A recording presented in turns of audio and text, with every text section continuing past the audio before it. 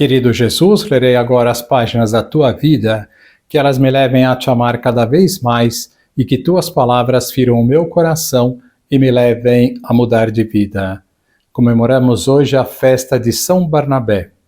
O evangelho de hoje é o evangelho de São Mateus, capítulo 5, versículos 17 a 19. Naquele tempo, disse Jesus aos seus discípulos: Não penseis que vim abolir a lei e os profetas. Não vim para abolir, mas para dar-lhes pleno cumprimento. Em verdade eu vos digo, antes que o céu e a terra deixem de existir, nenhuma só letra ou vírgula serão tiradas da lei sem que tudo se cumpra. Portanto, quem desobedecer a um só destes mandamentos, por menor que seja, e ensinar os outros a fazerem o mesmo, será considerado o menor no reino dos céus. Porém, quem os praticar e ensinar será considerado grande no reino dos céus. Palavra da salvação. Glória a vós, Senhor. Vamos olhar para Jesus, como dissemos, comemoramos hoje a festa de São Barnabé. Sua importância foi tão grande no início do cristianismo que ele é conhecido como apóstolo. São Barnabé foi um grande colaborador de São Paulo na sua pregação para os gentios. Vamos ver através do vídeo a seguir sua história.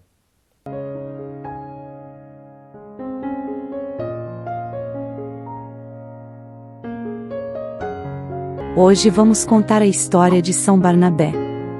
São Barnabé é um dos apóstolos de Jesus Cristo e foi um dos primeiros missionários cristãos. Ele nasceu em Chipre e foi chamado por Deus para seguir Jesus e anunciar a boa nova aos gentios. Origem de São Barnabé, primo de São Marcos. São Barnabé foi um dos primeiros cristãos mencionados nominalmente no Novo Testamento, onde seu nome aparece 29 vezes.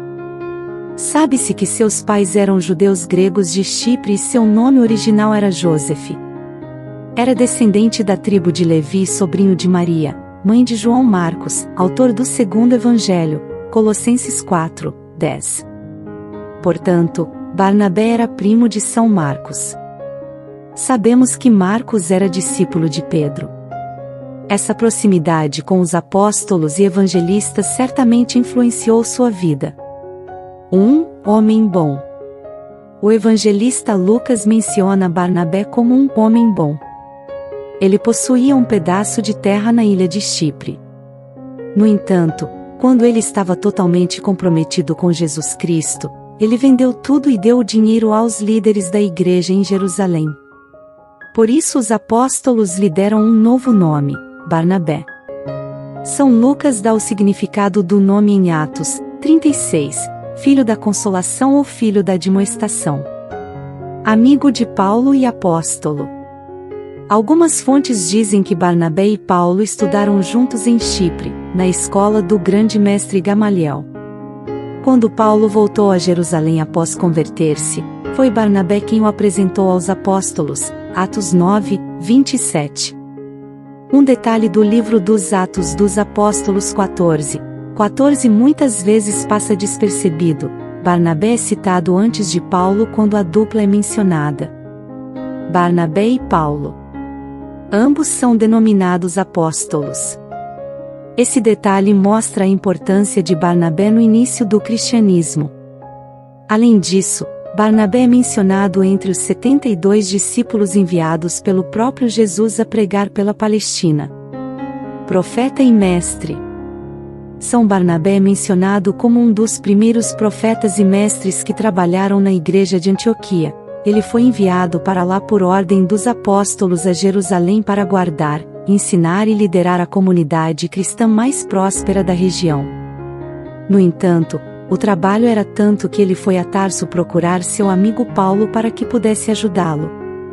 Eles trabalharam juntos por 1 ano e meio em Antioquia. Depois foram a Jerusalém para levar uma importante ajuda financeira dos cristãos de Antioquia aos irmãos pobres de Jerusalém. Missionário com São Paulo na primeira viagem missionária. Depois disso, Barnabé e Paulo foram enviados em missão pela Ásia Menor. Estiveram anunciando o Evangelho em Chipre, Panfilha, Licaonia e Pesídia, em Lídia, os dois passaram por uma experiência inusitada. Por causa do dom da palavra e dos milagres, começaram a ser considerados como dois deuses gregos: Hermes, Paulo, e Zeus, Barnabé. Os dois tiveram muito trabalho para convencer a população que não eram deuses, mas simplesmente enviados em nome do único e verdadeiro Deus. No Conselho da Igreja de Jerusalém, Barnabé e Paulo estiveram presentes na reunião dos apóstolos, que foi chamada de Conselho da Igreja de Jerusalém. A decisão mais importante desse concílio, certamente influenciada por Barnabé e Paulo, foi que os gentios pudessem aceitar a fé em Jesus Cristo e serem batizados. Assim, a fé em Cristo se espalhou por toda parte fora do judaísmo. Este foi um grande passo para a igreja emergente. Separação de Paulo. Depois de retornar a Antioquia, Paulo convida Barnabé para uma nova viagem missionária. Barnabé queria levar consigo seu primo Marcos. Mas Paulo discordou. Portanto, Barnabé e Paulo se separaram e seguiram rotas geográficas diferentes. Barnabé e Marcos foram à ilha de Chipre para pregar o Evangelho, como vemos em Atos 15. Alguns estudiosos acreditam que São Barnabé foi o autor da carta aos Hebreus. Isso pode ser possível porque o conteúdo vem de alguém que conhece bem o judaísmo e tem um profundo conhecimento do cristianismo. Assim foi com São Barnabé. Morte. Relatos indicam que São Barnabé tenha sido morto em Salamina, Chipre, por judeus.